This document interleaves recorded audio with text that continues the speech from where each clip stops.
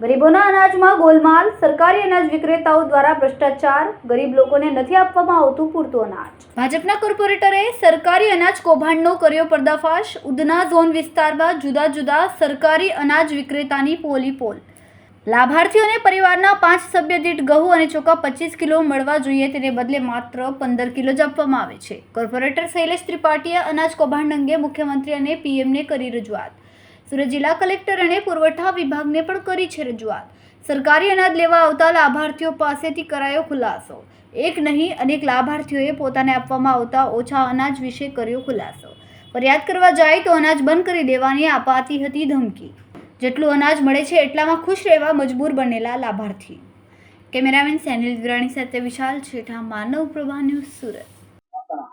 નમસ્કાર, હું શૈલેન્દ્ર ત્રિપાઠી, પૂર્વ કોર્પોરેટર।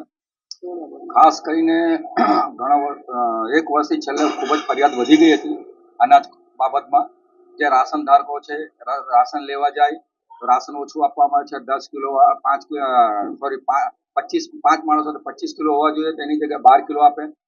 30 માણસો હોય 30 કિલો આપવાના બદલે જે 6 વ્યક્તિ હોય 6 પંચે 30 હોય તેને 15 કિલો આપવામાં આવે છે। ખાસ કરીને આ કૌભાંડ એટલું મોટું છે કે 90% પરવાનેદાર દુકાન પર બેસતા નથી, પોતાને એ બધાને ભાડેથી આપી દીધું છે। અને દુકાન પર પ્રિન્ટર અને કૂપન હોવા જોઈએ। જે લોકો થંબ લગાડે તો કૂપન નીકળવા જોઈએ, એમાં કૂપનમાં લખેલું હશે તમે કેટલા વ્યક્તિ છો ને તમને કેટલા અનાજ મળવાના પાત્ર છો। એ જો કૂપન આપે તો ખબર પડી જાય કે એમને એટલા અનાજ, પણ એ કૂપન કોઈ દિવસ આપતા નથી, પ્રિન્ટ આઉટ છે જ નહીં। ને 90% પરવાનેદાર છે નહીં, બીજા બધા ભાડેથી આપેલી છે દુકાનો।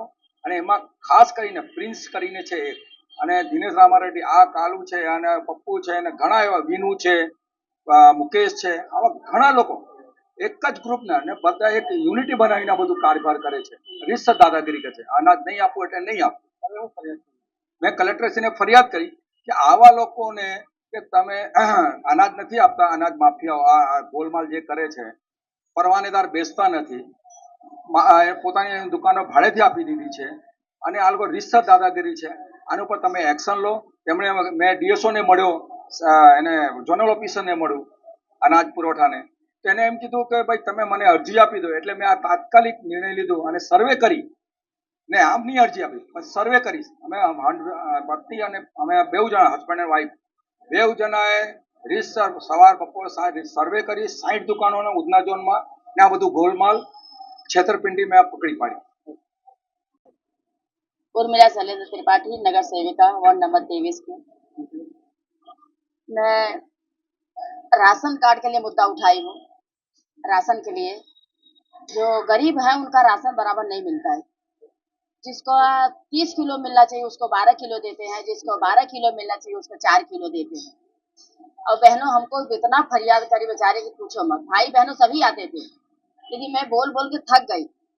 उन लोग राशन इतना ही देते हैं और दादागिरी इतना है कि पूछो। अगर बहनों बोलने जाएगी ना तो वो भी बोलते हैं कि जाओ इतना ले जाओ और ज्यादा नहीं देंगे, बस कम, मतलब सबको राशन कम देते हैं। और जो कूपन आता है वो कूपन बिल्कुल नहीं देते उन लोग। कूपन मतलब बहनों को भी मालूम नहीं कि कूपन क्या चीज होता है, कूपन नहीं मिलता है। और जब बहनों पूछने जाते कि आप राशन इतना क्यों दिए, तो बोलते हैं कि लेना हो लो, नहीं जाओ तुम्हारा राशन कार्ड बंद कर देंगे। तो फिर हमने सर्वे किया कि भाई इन लोग सभी राशन, मतलब कहाँ कहाँ से हमारे पास आते थे कि बहनों मेरे को राशन कम मिला, राशन कम मिला। तो मैंने फिर हम दोनों ने ऐसा विचार किया भाई गरीबों का राशन मिलना चाहिए, उनका हक मिलना चाहिए। फिर हमने सर्वे किया, फिर कलेक्टर कचहरी को हमने लेटर लिख के दिया। अब कलेक्टर साहब और हमारे पाटिल साहब और हमारे भूपेंद्र साहब और हर्ष भाई संघनी अब ये सब हमारा फरियाद सुने और इसका डिसीजन निकाले। भाई उसका गरीबों का हक मिलना चाहिए।